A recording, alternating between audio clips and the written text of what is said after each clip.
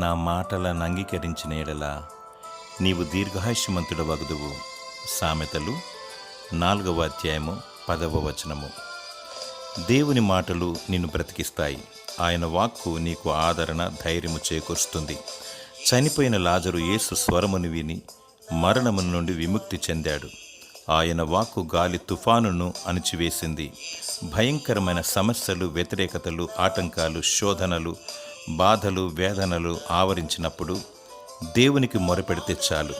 ఆయన నీకు విడుదలనిస్తాడు, విజయమిస్తాడు. ఆయన మాటలు వింటే భూలోకంలో దీర్ఘాయుష్యునిస్తాడు మరియు నీకు నిత్య రాజ్యాన్ని అనుగ్రహిస్తాడు.